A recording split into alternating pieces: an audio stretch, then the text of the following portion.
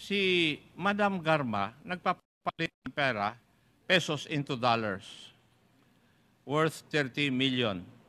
Yun lang ba ang nangyari? Meron pa bang ibang transaction na pinapalit sa'yo?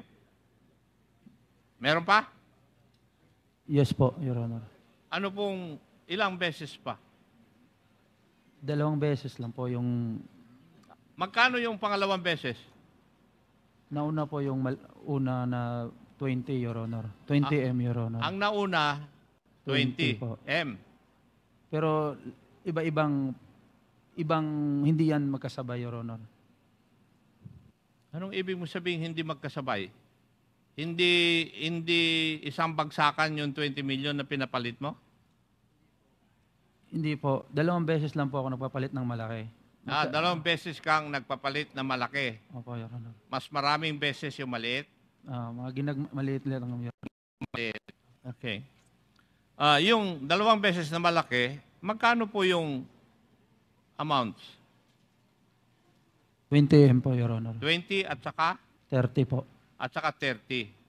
Opo. So, pero yung iba, nautusan ka rin na magpapalit sa Ginagmay lang, Your Honor. maliliit na amount. Okay. General Acorda, you were assigned with DI, Directorate for Intelligence, di po ba? Yes, sir. Yung mga sweldo ng ating mga attaché, police attaché, dumadaan sa DI. Yes, Your Honor. Di ba may diplomatic pouch yun na ipinapadala natin sa US kung saan naka-assign si Colonel Villela. Yes, Your Honor. Tama? Yes, Your Honor. Yung sweldo at saka MOE nila. Yes, Your Now, Honor. General Acorda, pwedeng dagdagan yun, di po ba? To my understanding, Your Honor, yes, Your Honor. Yes. Hindi naman perfect yung kwan na yun eh. Sistema na yun. Dinadagdag ninyo kung may pinapadala doon sa kanila na extra. Would you agree? Yes, Your Honor, especially if there are some special occasions or visits and additional expenses that are incurred by our police attaché, Your Honor. Maski personal na padala, po pwede. Would that be correct? Personal, Your Honor, may I be allowed to check with our finance officer sa DI nun, Your Honor, kasi medyo hindi po ako lumaki sa controller and budget. Nandiyan ba sa iyo? Kasama mo ba? Unfortunately, Your Honor, I must be candid. Pero nangyayari yun. Would you all agree, General Albayalde? I have no knowledge on that, sir. I was never assigned in the DI at never assigned in Krame, sir. But Hindi you po became po. the Chief PNP, right? Kung Yeah. ako nga na hindi naging Chief PNP, alam ko eh. Bakit hindi nyo alam? Yeah. Probably personal, sir. Hindi ko po alam. But I'm not privy on that, sir. Kung meron po talagang nangyaring ganun. Colonel Villela, meron bang pagkakataon na hindi lang yung sweldo mo ang natatanggap mo? Yes, Your Honor. Yes. Kanino galing yung hindi kasama sa sweldo mo at saka MOE na natatanggap mo through the diplomatic pouch ng Directorate for Intelligence? Yung sahod ko po na dito, Your Honor. Yung sahod mo? Yes, Your Honor. Yes. And magkano po yung sahod mo noon in terms of pesos? 120,000, Your Honor. 120,000. Mr. Chair, may I request the presence of Police Captain Anova here as a resource person? Is Captain Anova present? Do you know Police Captain Anova, Colonel Villela? Yes, Your Honor. And Madam Garma, do you know also Police Captain Anova? Yes, Mr. Chair. Yes. And who is Police Captain Anova to you, Colonel Villela? When he was PNCO, Your Honor, lagi pong nagtatambay sa akin, Your Honor. Lagi ko pong nauutusan ng errand, Your Honor. Nauutusan ng errand. Nung Apo, siya po ay hindi pa opisyal. Tama Yes. po? Yes, Your Honor. And was he ever assigned as your driver? No, Your Honor. No. Pero hindi siya, yung mga errands, siya ang inutusan ninyo. Pag may pagkakataon po siya, Your Honor. Yes. Ang Yes. tanong ko lang naman kung nautusan mo eh. Yes, Your Honor. Yes. Madam Garma, was there ever an occasion na inutusan mo rin si Police Captain Anova? Yes, yes, Mr. Chair. Yes, Ano Your po Honor. yung utos nyo sa kanya? Mag-renew po nung ano ko po, LTAP ko sa firearms po. Maglinis ng? Hindi, yung sa LTAP ko po sa firearms. Siya LTAP po, sa firearms. nautusan ko siya.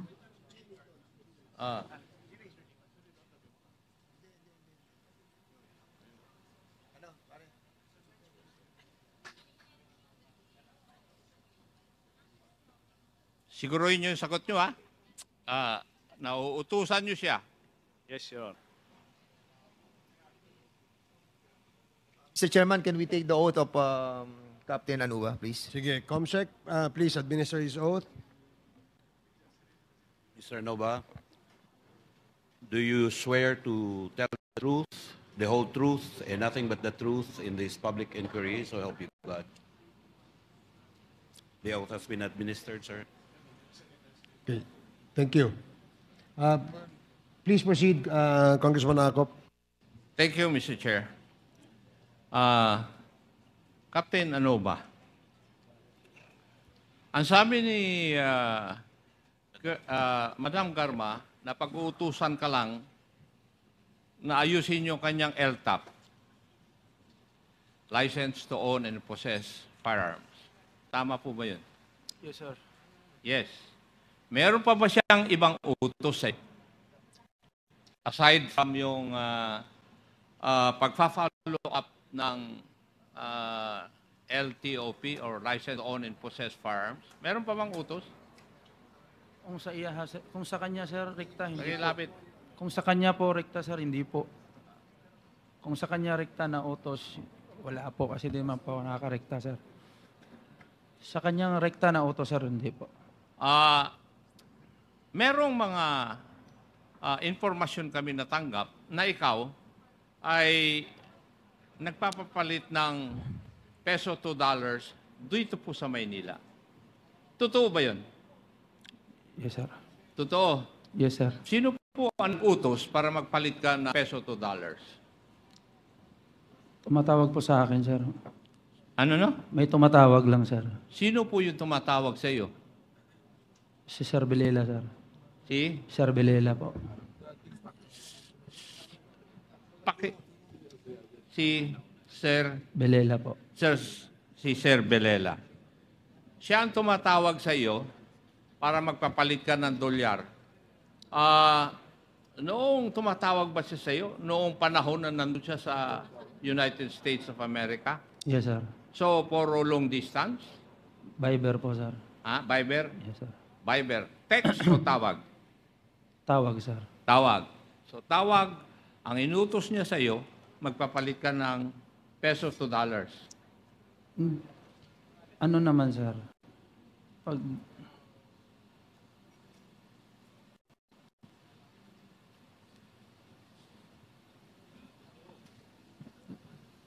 Yes, sir. Yes. So, tumatawag siya para mag-convert. Saan mo naman kukunin yung peso na i-convert sa dollar? Sa PCSO building, sir. Sa PCSO building. Hindi naman pwedeng magbigay ng pera yung PCSO building eh. Kasi, siyempre, tao ang magbibigay ng pera. Di po ba, Captain? Yes, sir. Sino po ang nagbibigay ng pera sa iyo para i-convert mo sa dollars papuntang US of A kay Colonel Vilela? Sino po? Mga security po niya, sir. Ano Mga po? Security po ni GM, sir. Security GM, sir. ni Madam Garma. Yes, sir. Sa dinami-dami ng security ni Madam Garma na galing sa CIDG, meron pa ang team ng NBI noon dyan eh. Sino sa kanila? Sino sa mga security ang nagbibigay sa iyo? Si Sergeant Obalye, sir. Sergeant Obalye, sir. Ubalye. Sergeant Obalye, sir. Yung tinanong kanina ni Honorable Fernandez na kasama na grupo na nandun sa PCSO. Yes po, sir. Yes. Now, yung pagbibigay o pagkukuha mo ng pera doon sa taong yon, regular ba? When I say regular, is it weekly, 15 days, monthly, or 6 months? Hindi naman, sir. Ano? Hindi regular, sir. Paano? Ilang beses halimbawa sa isang buwan? Wala, sir. Walang takdang, ano, sir. Walang takda. Walang takda po. So, ibig mong sabihin, Captain Anova, na pupunta ka sa PCSO, kumukuha ka ng pera doon para i-convert mo sa dollar at ipapadala mo kay Colonel Villela. Paano mo pinadadala yung pera na yun? Pakiulit po, sir. Paano mo ipinadadala yung na-convert na pera papunta kay Colonel Binabalik ko Villela? lang din, sir, kung sino nagbigay, sir. Ha? Binabalik ko lang din, sir, kung sino nagbibigay. Binabalik mo doon sa Kung sino nag-abot, sir. nag-abot sa'yo. Yes, So, ibig sabihin, si Ovalles, Yes, sir. may I know if we have invited Ovalles, Mr. Chair? We have? Is he present? Yes. Yes. Pwede ba huwag kang maupo dyan? Kasi iko-contact ko sana si Colonel Grijaldo at saka si Colonel Villela dahil tinatanong sila, nag-uusap pa silang dalawa eh. Kaya nga, would you please sit farther from Colonel Villela?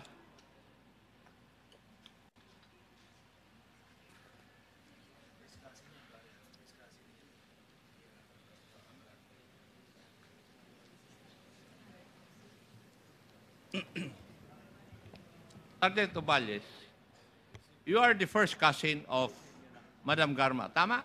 Yes, Your Honor. Good morning. Yes, okay. Ma-establish lang yung relationship.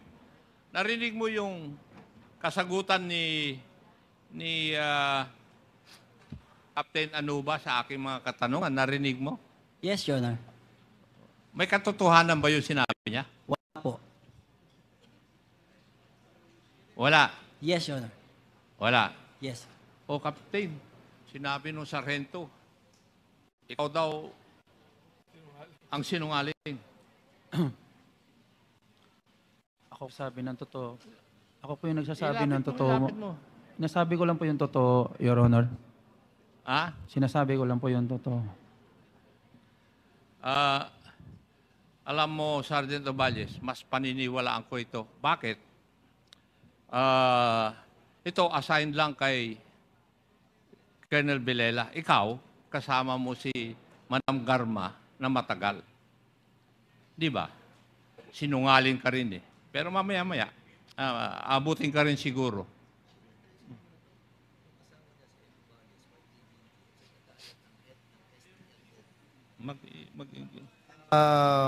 If I may interject, kasi Yung chairman na Chairman, very crucial to, no? Para at least maintindihan po natin lahat that si Junjun Ubales, na first cousin ni GM Garma,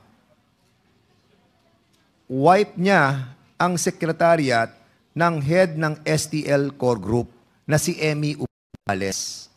And a while ago, this was manifested by GM Garma that Emmy Ubales is one of her in-law that was hired in PCSO. Asawa mo ba si Emmy Ubales? Yes po, Your Honor. Yes. And she was, and still, nasa PCSO pa ba siya hanggang ngayon? Wala na po, Your Honor. Yes. Siya ang head ng STL Core Group doon po sa PCSO. For the information of the body. Thank you, Mr. Chair. Thank you, Mr. Chair.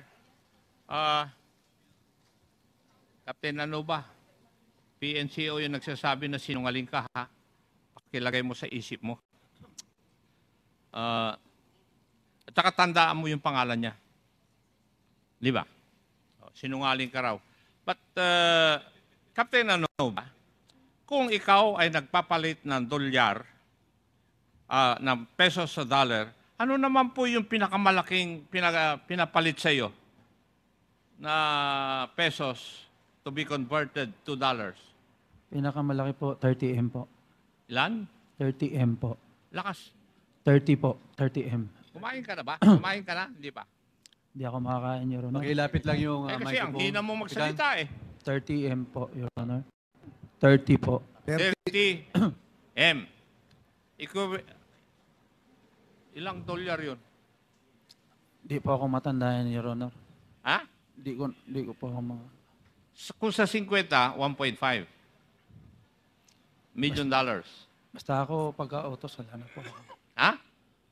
Pag na ano na po, wala na po akong ano. Di ko na matandaan, Your Honor. Di makutig ko convert ng ano. So, sino ang nagpapalit sa iyo ng 30 million pesos? Doon po, nanggagaling kay Uballes, Your Honor. Kay Uballes. Yes po. Oo.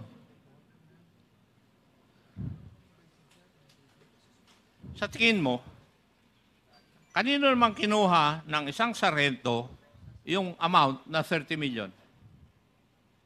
Wala pang idea, Your Honor. Ha? Wala pa akong idea, Your Pero Honor. sino nag-abot sa iyo?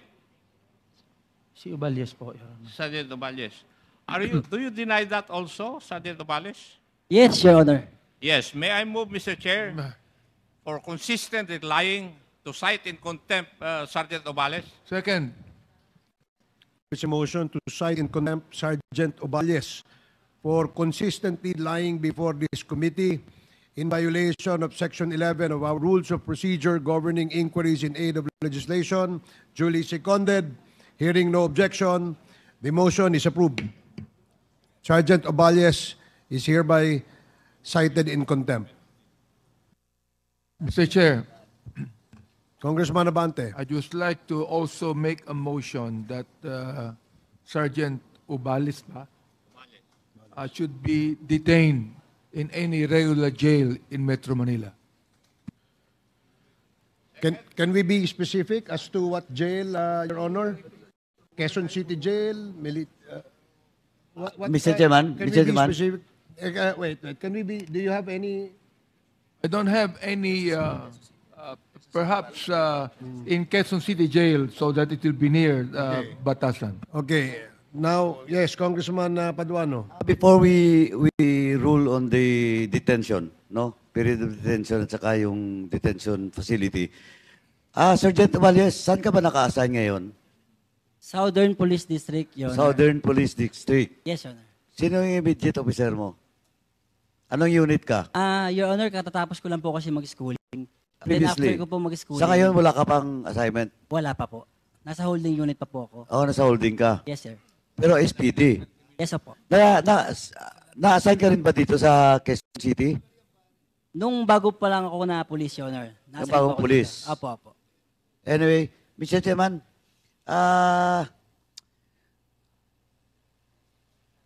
my second motion will be to detain Sergeant Uballes for the period until the investigation is being terminated, Mr. Chairman.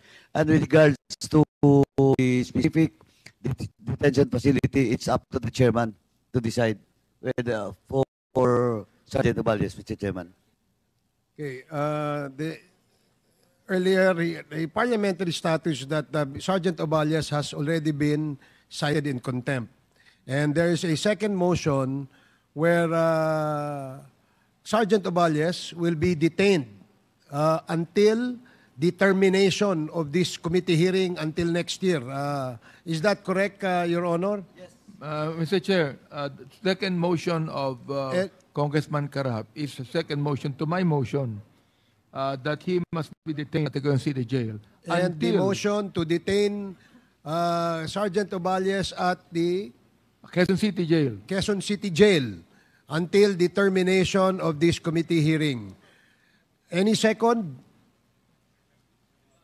Duly seconded. Any objection? Hearing none, the motion is approved. Sergeant Oballes will be detained at the Quezon City Jail. Quezon City Jail.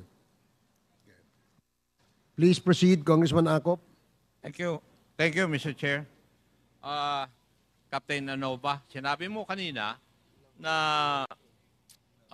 nagpapalit ka rin ng small amount of pesos, $2, na ipadadala doon sa United States kay Colonel Villela. Tama po ba? Yes po, Your Honor. Yes. Kinukuha mo rin yung pera kay Sergeant Obales. Hindi po. Saan nanggagaling yung pera na yun? Meron lang po akong kinatagpong tao. Ha? May kinatagpo lang po akong tao, Your Honor. May kinakatagpo kang tao? Opo, Your Honor. Sino naman po yung tao na yun? As to sa identity, Your Honor, di ko po kilala. Description lang po kami ng sasakyan. Ano? Lakas. Description Kasi- lang po kami ng sasakyan, Your Honor. Ano? Description lang po ng sasakyan na ibibigay, Your Honor. Description. Sino nagbigay sa iyo ng description ng sasakyan? Si Sir Villela po. Si Sir Villela. Colonel Villela. At siya rin ang nagsasabi siguro kung saan kayo magkikita. Tama ba? Yes po. Yes. And may I know kung magkano naman po yung pinapapalit? 500 po. Pesos? Opo. 500 pesos? Opo. 500 pesos. 500 pesos. Ay, no, 500,000 po. 500,000 pesos. Pag ipinalit mo, binabalik mo rin doon sa taong yon? Hindi po. Isang beses lang kami nagkikita. No? Hindi nga. Ibig sabihin, pag naipalit mo sa dolyar, saan mo dinadala yung dolyar na? Pinapadala ko po. Pinapadala mo. Saan mo pinapadala? Hindi po pala. Sorry po. Hindi ko pinapadala. Inahatid ko po Inihatid mo saan? sa DI po. Budget po ng DI. Sa budget o ng DI? Yung ano po, yung sa PNP po na ano. Kaya nga, ang diplomatic pouch ay nasa DI talaga. Di ba? So, sa DI mo dinadala. Sino sa DI yung pinagdadalan mo?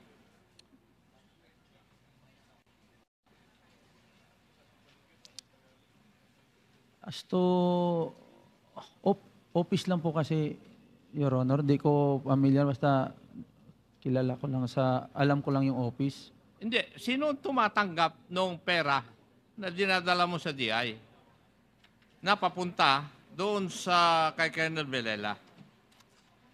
Di ko na ma-recall, Your Honor, yung pangalan, pero kilala ko po siya sa mukha. Kilala mo siya sa mukha? Opo, Your Honor. Sige. Siguro when the time comes, lahat ng sa PNP, hanapin mo yung litrato. Ano? Para malaman mo.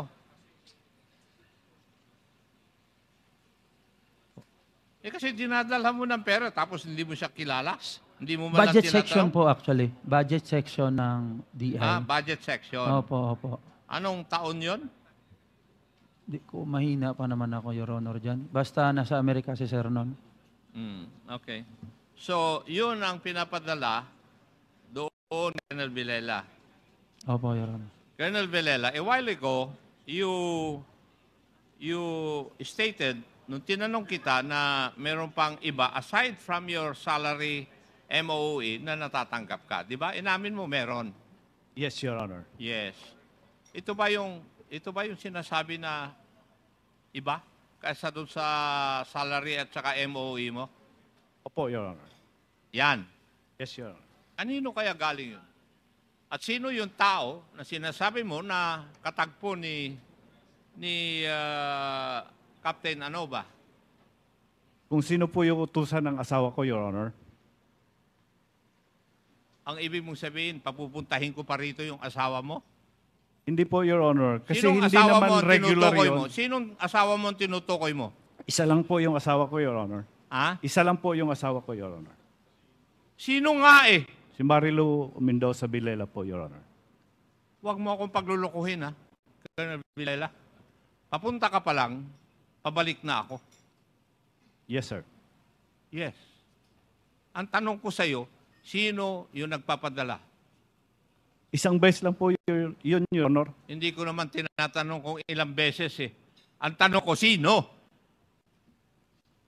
Kung sino nga po, sir, yung nautusan ng misis ko, sir. Kasi nandito po yung May I misis. move, Mr. Chair, that we invite the alleged wife of Colonel Villela here? There is a motion to invite the alleged wife of Colonel Villela. And any second? Second motion. Duly seconded. Colonel Villela, huwag kang pangiti-ngiti dyan, ha? Hearing no objection, the motion is approved. Let me remind you, Mr. Colonel Chair. Villela, you wipe that smirk on your face. Otherwise, Mr. Chair. really, this is the first time we encountered an arrogant official of the PNP like you. Sinasabi ko na sa'yo. Sorry, Your Honor. Mr. Chair, I just want to find out who is the alleged wife of Colonel Playboy. Colonel Villela- Playboy, who is your alleged wife? Isa lang po ang wife ko, Your Hindi Honor. Hindi po, Your Honor. Hindi siya asawa mo? Sino asawa mo? Si Marilu Villela po, Your Honor.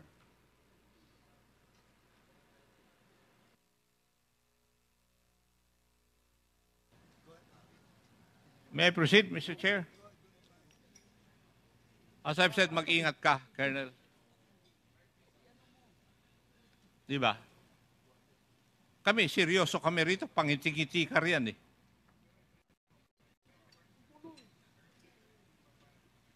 And may I request, Mr. Chair, that Colonel Grijaldo be seated away from Juan? Kasi tuwing matatanong sila, nagtitingin pa sila ng dalawa eh. Colonel Grijaldo, can you please comply and transfer to another page? Can you please provide the chair to Colonel Grijaldo?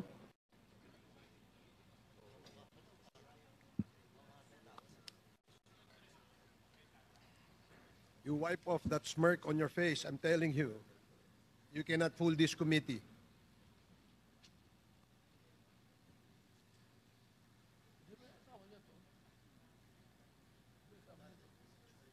Na-invite na? Yung asawa niya? Yeah, there was a motion earlier that we will invite the wife of Colonel Villela, and it was unanimously approved, Your Honor. I think, Mr. Chair, nalaman na natin kung saan nanggaling yung $200,000 na sinasabi ni Honorable Fernandez. The only question is kung saan po galing yung pinapadala sa kanya doon sa US of A. Now, Colonel Villela, what is the occupation of your wife?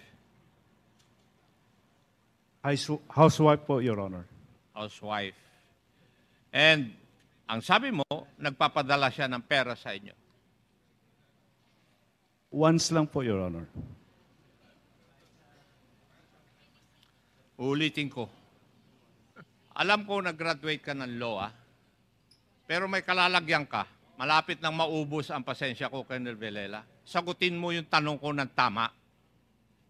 Hindi ko naman tinatanong kung ilang beses eh. Di ba? Ang tanong ko, paano nakakapagdala yung asawa mo ng pera in dollars papunta sa iyo kung housewife siya? Ang tanong ko, saan nanggaling yung pera? Sa sahod ko po dito, Your Honor. Simpleng-simpleng sagot pala eh. May ikot-ikot ka pa eh. Di ba? Kung sinagot mo ako ng tama ng ganyan, hindi na susunod ng ganito.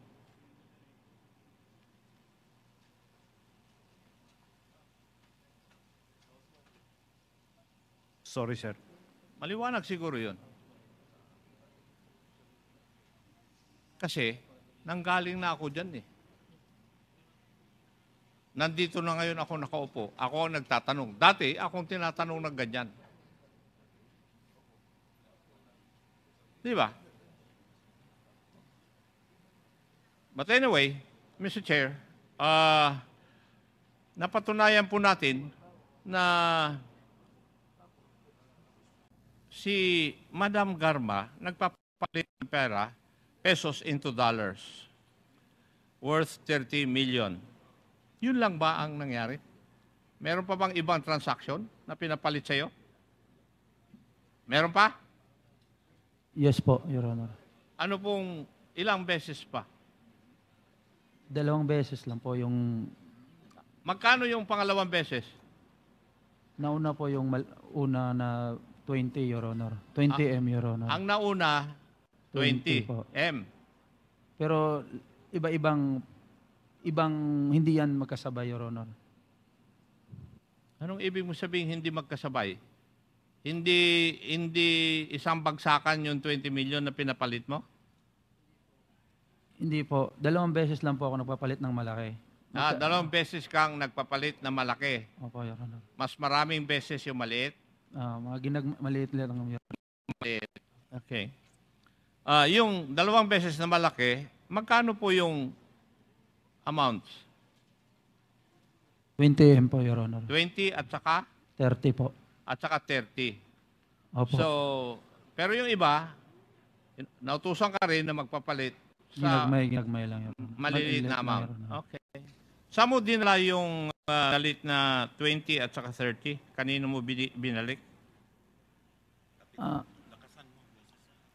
Dito, doon pa rin, Your Honor. Saan doon? Doon kung saan ko kinuha, doon ko lang din po binibigay. Your Saan Honor. mo nga kinuha? Sa PCSO po, Your Sa Honor. PCSO. Okay. So, Okay na. yung pa rin tao na yon, Your Honor. si Sergeant Obales. Yes po. Okay. Thank you, Mr. Chair. I think I have established my point. Okay, Chairman. thank you. Yes.